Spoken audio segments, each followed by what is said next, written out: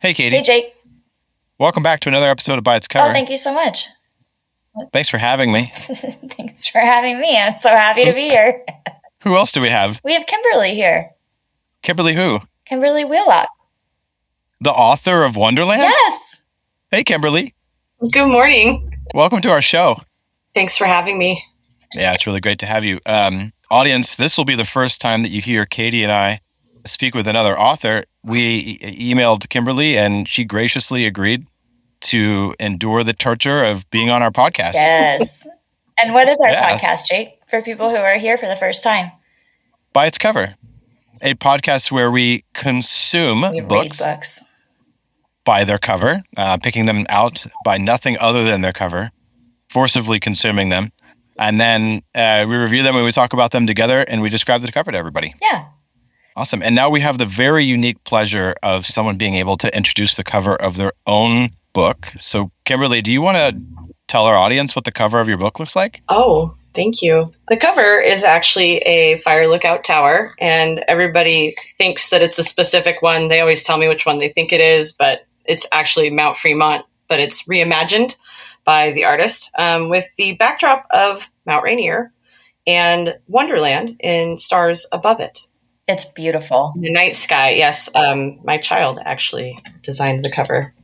I was going to ask because I heard that someone of your family designed the cover. So this was your daughter, right? Mhm. Yes.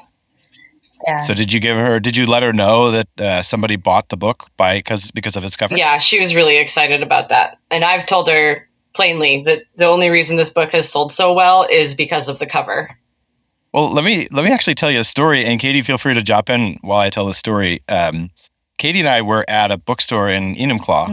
Mm-hmm. We went there for the day, and we were walking around, and we decided to pick out a book together, which we never do. Right. Usually, we pick out books on our own, and then we tell each other about them, and then we read them based on if we like the other person's choice of cover art.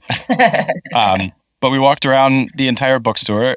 We picked out a bunch of books by their cover, and then we sort of had like a top three, and your book was in the top three. Mm-hmm. And Katie and I both decided to read your book above the other ones that we chose.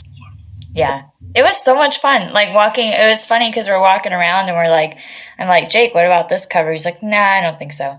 And Jake's like, oh, what about this one? And I said, nah. And then he's like, oh, what about this one? I was like, yeah, let's do this. Like, where did you find this one? Wonderland is beautiful. Thank you.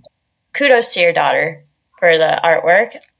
And I would say that it's also like you say that it's only popular because of the cover, but also the content was fantastic. Like, I think you should give yourself some credit because that book was awesome. Thank you. You're welcome. Yeah, Katie and I both really enjoyed it. And Katie, did you want to go ahead and start? Let's dive into the book a little bit. Yeah. Tell a little bit about what the book's about. I think Kimberly should. Awesome. Kimberly, can you walk us through the book? Yes, I can. So the story opens with my main character, Peri, and she has just completed hiking the 93 miles around Mount Rainier. It's called the Wonderland Trail. It's very popular.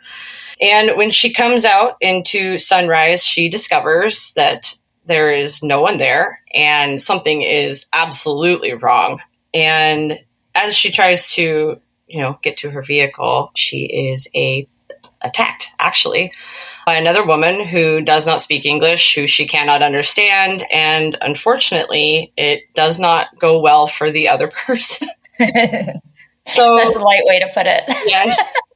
And Peri tries to escape, and all her attempts fail. And then she wakes up first thing the next day and discovers that the person who attacked her is following her. Don't know how much more should I continue? Yeah, let's pause there for a second. Yeah. So you're talking about the character Sujin. Yes. And that encounter where Peri comes out of the woods, she really hasn't had any interactions with anyone. She had sort of a passerby. She saw a backpack, which was odd. And then she walks into the parking lot. And at first, she doesn't register sort of what's going on until, she sort of realizes. And all of a sudden, Sujin comes out and attacks her with a rock, which was very surprising as a reader. I was very surprised reading the words that, she was hit by a rock. And then all of a sudden, she bests Sujin and kills her. Yeah. Almost animalistically. Yes. It's a pretty brutal scene. I won't lie. A lot of people have commented on how they were kind of caught off guard by it. Like, whoa, like we're just getting right into it. I love it. Which, by the way, our audience knows I have a low tolerance for a ton of characters. And so having Peri and then Sujin and then the next character and the next character, my little brain did really great with that. But I think the scene was written really great, like fantastically. I was able to picture it and all of that. And I felt her frustration when she got in her car and she realized the gas had been drained. And I felt her nervousness when she rolled the car down the mountain to try to That was nerve-wracking. away. Yeah, I was like, oh, how do you do this? You have no power steering, or you have nothing. And then, as you described, she wakes up in the backseat of the car, and there's Sujin. That was what. So is With wait. her head caved So in. right. No words. So first, I want to. Are you okay with giving away that? Yes, we can Okay. talk about everything. Like I said, it's been out for a year and a half, I think. So, if spoiler alert, if you don't want to hear what the end is, then don't listen to this podcast. That's a pretty perfect spoiler alert for all of our episodes.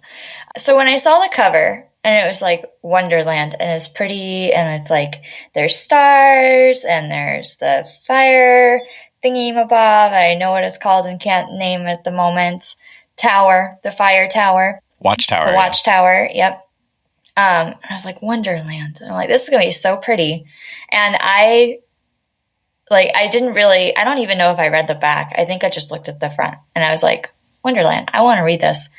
And the first line of the book, I was like, I did a double take because the first line was like the first year after I killed 3 people. And I'm like, whoa, this book is not going to be what I thought on the cover, or it's going to be exactly what the cover's like, but like it is like later that comes back around, but it was awesome. So I am curious, how did you come up with like Ebola? Like when did you write this? Was it during the actual real life pandemic? And like how did this come around? So I'm an avid hiker. And so in 2021, I was hiking probably every trail that I absolutely possibly could. And I was supposed to go with a group that day to Shriners Peak. And actually, my friend bailed and then we didn't go. And so I was like, well, I'm still going. So I went by myself. This is, I want to say August of 2021, but I might be wrong on the specifics. So mid-pandemic, essentially. Mm-hmm. I went and hiked the Waihai Lakes Trail in Mount Rainier National Park. And I kid you not, that day, like it was so glorious to be out there. And I just love Mount Rainier and just the way that the air smells and how the sunlight feels. And, this book really is a tribute to my love for Mount Rainier. I mean, it's in every single word. But as I was hiking out, I was by myself most of the day. I only encountered one woman out by the lake, and originally Sujin was named after her, but I changed the name because I felt like it would be more appropriate. And this story idea just like it was like a lightning bolt, just how it like came down sort of whole cloth. I knew start to finish how it was going to be, and I was already writing that first line as I'm hiking back out of Waihai Lakes. And so I'm sure the pandemic played a role, but I know Jake's going to love this. I'm a huge Stephen King fan. Yes. And so I love The Stand, even though I didn't finish it, but I love the miniseries too. And I love the idea of an Ebola outbreak. So is it that movie Outbreak? Is that what it's called with the monkey? I think so. Yeah. I was thinking about that movie the other day. So I think I watched that multiple times during the actual pandemic. So it was probably looming around in there in the brain. And that's why I wanted to go with an Ebola, mostly because Ebola is much faster. And I liked the idea that it was really fast. But mostly the idea was that she would just come out and there would be no one there. And how would I accomplish that? And pandemic was right there. I feel like I would have written this book whether we were in a pandemic or not. Yeah. Yeah, it was awesome. I was like not expecting Ebola. And it was just like, bam. I mean, like the idea that there's like an Ebola outbreak while you're out on a hike and then coming back to something like a world that's completely different and then being attacked by somebody. And then I'm curious, like Sujin comes back and follows her around. Is she a spirit? Is she a ghost? Is she Well, I'm curious, like I'm just very curious about her.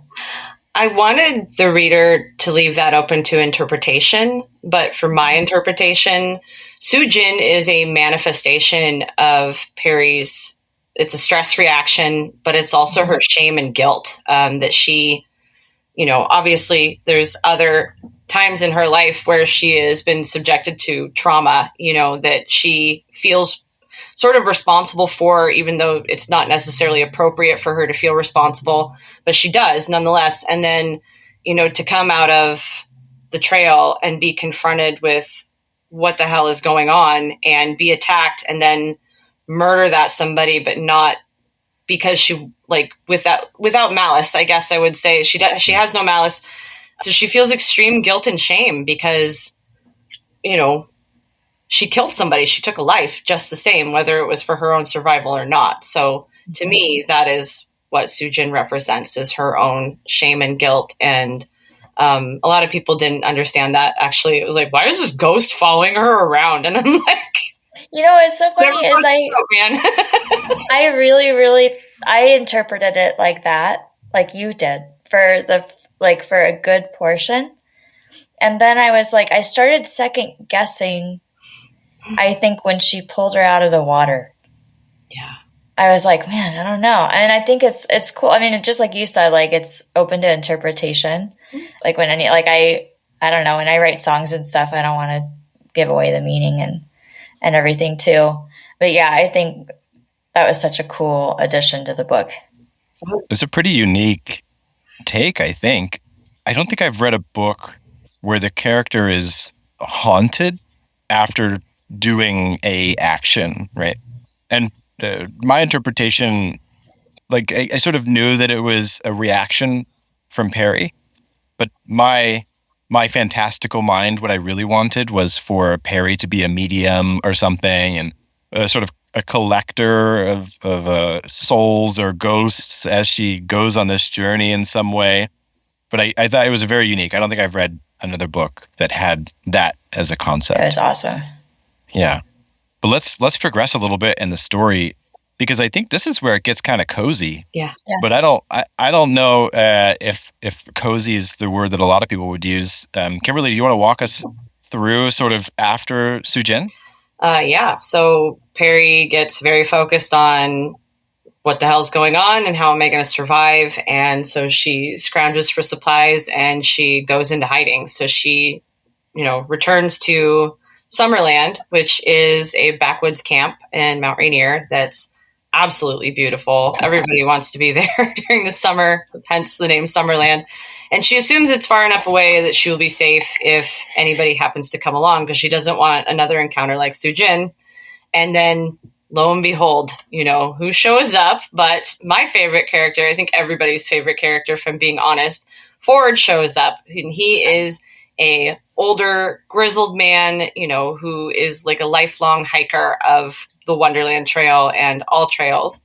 And he immediately understands that this is unknown territory, that she is very afraid, and he gives her as much space as he can. But ultimately, they band together and decide to proceed and work together to survive. Although I don't know immediately why she trusts him, but she does. Sometimes I feel like that's real life, right? Yeah.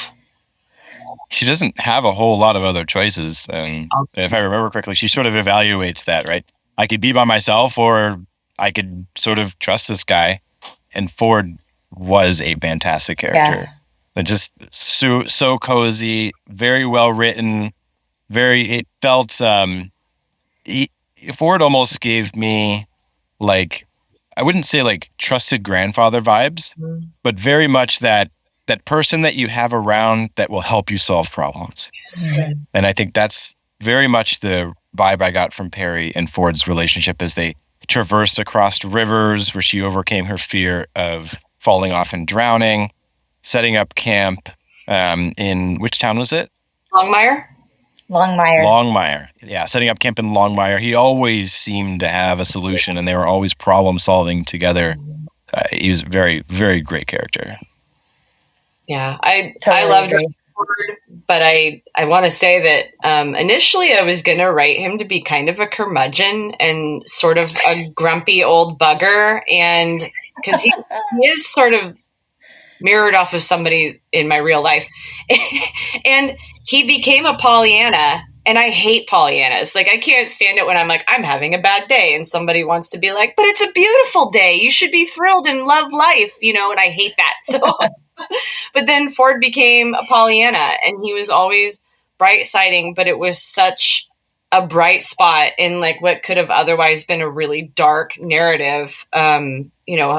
Keep consistently hitting roadblocks and then having, this is just how it is, brr, like very unhappy the whole time. So I love Ford, and everybody who's read the book is pretty upset with me about the ending. Well, before we get there, let's actually talk about the lead up to it. Because there's one character that really gives me the heebie-jeebies. When you wrote this character, I felt creeped out, which is very abnormal. Usually when these types of characters come about, I'm like, oh, whatever, right? Mm-hmm. But Sam, the super gross, I'm not really sure how to describe him other than he's very gross and very aggressive. Mm-hmm. Yeah, I felt like there was a little bit of a hint that he was going to be like that. Like you felt it from the get-go, but his name was Sam. And so what? I feel like, isn't Sam associated Dear listeners, with any Sam as a listener, I'm so sorry for Katie. I don't know what's gotten into her head, but now we've offended Puritans and Sams. Well, like son of Sam. Isn't that what does that mean? It's like a devil thing. What? Well, Puritan listeners, please give us an email about what Son of Sam is. We really would like to know what this is. I would Google it, but my phone got thrown across the room. It's from a serial killer. There was the Son of Sam serial killer, and he claimed that, I don't remember exactly because I didn't really read up on this guy, but I think his dog or the neighbor's dog talked to him and told him to kill people or something. I think you're exactly right. Oh, cool. Like, what a good ability to, like, be able to talk to animals. Yeah.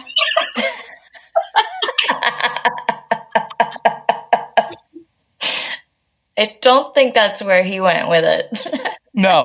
I mean, he can talk to animals, but he does what they tell him? I don't know. He murders people. Ability versus intelligence. He murdered a lot of people. Yeah? Yeah. That's why in my head, I like the name Sam is in my brain, it goes Sam, son of Sam, murderer / devil worshipping. Like that's. Is that where you got the name Sam, Kimberly? No, I don't know where I got it. I think I was deliberate in not picking a name of someone that I knew in my personal life because then they would think that I didn't like them and I was trying to make them a horrible person. Mm.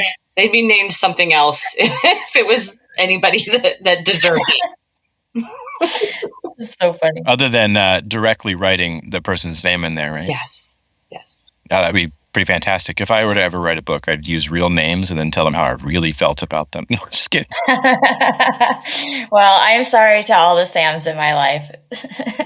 I don't think you're all devil worshippers. But Sam was creepy as hell. Sam sucks. Mm-hmm. Yeah. Yeah, and going back to what you said, Kimberly, about how the audience really hated the way that Ford ended. I mean, Sam had a large part to do with that. Did you want to describe that interaction? So for any listeners who've been to Mowich Lake and Mount Rainier, it is just generally a pretty spooky place, even on a nice day. It's beautiful, but there's lots of fog, lots of trees. It feels kind of ominous. I've always thought that anyway. And the characters have survived for a year in Mount Rainier National Park at this point and overcome a lot of trials and tribulations. And Ford and Peri have decided that they are going to circumnavigate the Wonderland at least one more time before they leave for good, because they are going to take the Pacific Crest Trail and head south because it's more hospitable country and a warmer climate. They're going to survive on their own. Hopefully they would meet with other survivors and, find a commune or something. I didn't really think that far ahead. Anyway, in Mowich, they encounter another survivor, which is, well, they've encountered one other. So this is only their second interaction since they've been there. And Sam is not a very nice individual. And he's the kind of person that makes the hair on the back of your neck raise up. To me, he just has those eyes, those eyes that are seeing and watching everything. And it's very noticeable in the story that he is kind of playing a game of cat and mouse. He's putting things out there to see how they respond and feeding them just enough information to make them feel comfortable. And then he goes, okay, well, I'm going to head up to bed. And later he attacks Peri for pretty sinister reasons. And Ford intervenes. And in that moment, Ford is mortally wounded. And they manage to escape by killing Sam. But unfortunately, Ford does not survive long after the interaction. That was so sad. And that was, but that was 2 of 3. Well, I think she takes responsibility for Ford. So the way that, to tell the story, the way that Ford passes is he is mortally injured. He doesn't live very long. And Ford asks Peri to essentially cut his life short so he doesn't have to exist within pain to have natural cause death. Yes. And so Peri essentially overdoses him on some painkillers that they got from a nearby town. So Ford's ending was very sad. But that's 2. So what happens to Sam? Sam is also murdered by Peri. That was a good scene.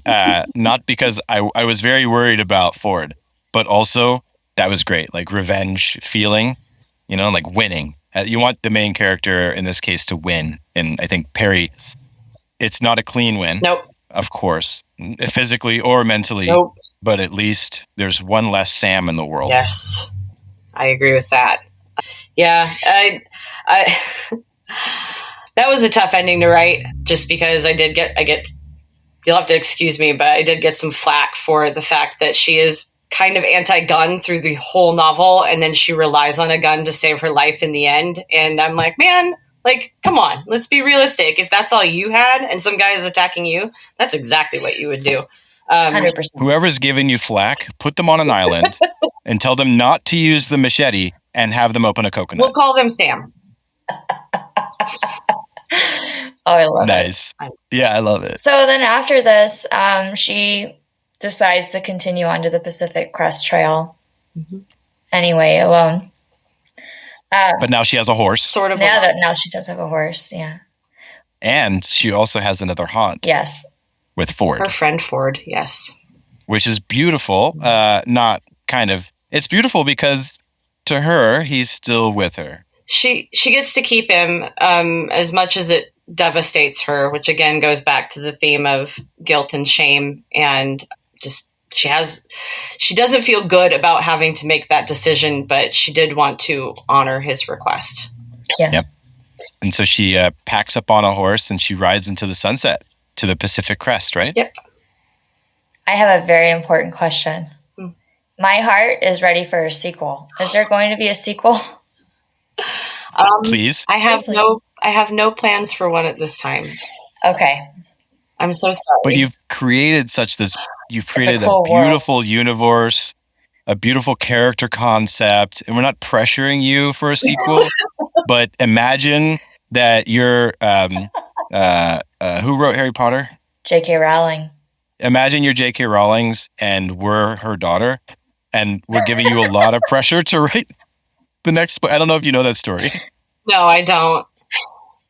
Okay, so J.K. Rowling's daughter really pressured her to continue to write the sequels of Harry Potter, according to rumor. So in this instance, yeah, here's our healthy pressure. Like, hey, we love this universe.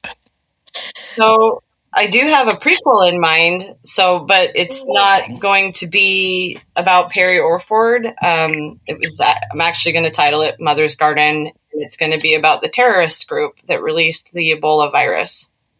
That would be a cool book.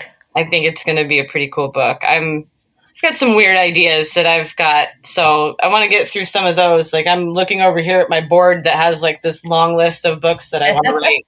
So I will put tentatively down at the bottom just for you guys, Wonderland 2 ? Yes. Thank you. That's all we are asking for. Speaking of next books, though, you have written a book recently, and it recently released. Did you want to tell us about that? Yeah, my new novel, Lester, was actually released the end of October, and it is a spooky, spooky, spooky book. It's actually about a ghost town, a real one, in the Pacific Northwest. Lester is about a young woman who, as a child, gets lost out in the ghost town of Lester, discovers it, and manages to escape. But 20 years later, she's asked to take a group of paranormal researchers out to the ghost town because they are, on the crest of a burgeoning success with their vlog, and they want to, show something to the world that no one's ever seen before. And she takes them out there. And it is a very horror trope filled sort of story where the shit show ensues. So expect it to be ultra violent and also horrifying. And I think what I really like about this book, though, is it's not just a linear narrative. So it actually goes back into my main character, Talia. It goes back into her past, and it examines that. So her as a child and when she became lost in Lester. It follows the main narrative. And then we also get to go back into these vignettes into the town of Lester and its history. And so all the way back to the late 1800s, I should say, when the town developed and what's actually wrong in Lester, because there's a lot wrong in Lester. That sounds like a Katie book right there. This sounded like a book. Katie and I were talking about reading spooky books and releasing them in December because it was October and we wanted to read spooky books in October. So this feels like the perfect book, Katie, for us to pick up in a future episode too. I'll send you guys a copy then. Oh, thank you. That is awesome. That's amazing. I can't wait to read it. I do have a question. Maybe you could resolve a debate that Jake and I have going on about what constitutes horror. So if a book contains, I don't want to say stereotypical horror themes, but if a book contains things like ghosts, murder, monsters, like the general themes, devil worshipping, like the general themes of horror out there, does that make it a horror book, even if it's not scary to the reader? Well, fear is subjective. I mean, you might not be afraid of water crossings, but I definitely am, which is why I wrote it into Wonderland, So to me, that's horrifying. I don't know if I can speak eloquently on what defines horror, because for me, it's always like, what makes you kind of like, turn your head in the night, and look over your shoulder, and what, sort of sits in the back of your brain and makes you question reality. That's the kind of thing that makes me feel fear and horror. Like I said, I'm a big fan of Stephen King, so anything that makes me kind of go, ugh, is it's probably going to fall into the horror category. You heard it first, listeners. Katie's Jake is clearly right. There is no longer a debate. So thank you so much for clearing that up for us. So I picked a side, and I didn't know I picked a side. Okay. Yeah, you picked mine for sure. You picked mine. Clearly, you picked mine. Definitely picked mine. So we're gonna get a copy of this book, Lester, and we're excited about it. But for our listeners, where do they find the book? So right now it is located, you can pick up a physical copy at the Dusty Shelf in Enumclaw. I think shortly it will be available to order at all bookstores, although I can't guarantee that they'll have it on the shelf. You can also purchase it on Amazon. Awesome. That sounds great. So Katie, anything else for our listeners or for Kimberly before we wrap up? No, I think this was awesome. I guess I want you to plug a little bit more. Where can our listeners follow you and find you if they want to be notified about new books, maybe a prequel or sequel to Wonderland? where would they follow you? So I am on a lot of the popular socials. I'm on TikTok, Facebook, Instagram. I just started a Threads account. Haven't figured that one out. Was never a big Twitter, user. So, but it's all under Kimberly Wheelock Writes, or you can go to my website, KimberlyWheelockWrites.com. And I try to keep it up to date. You can sign up for my newsletter there, which will tell you about all the new releases. Perfect. And I'll put those links in the episode show notes as well. Awesome. So if you heard it and you're like, wow, what was that? Didn't quite catch it. It's in the episid show notes. Thank you. Cool. Anything else that you want to talk about, Jake? Nope. Bye. I feel like that's a little rude in this episode. I mean, that is normally how we end the show. Cut. We're done.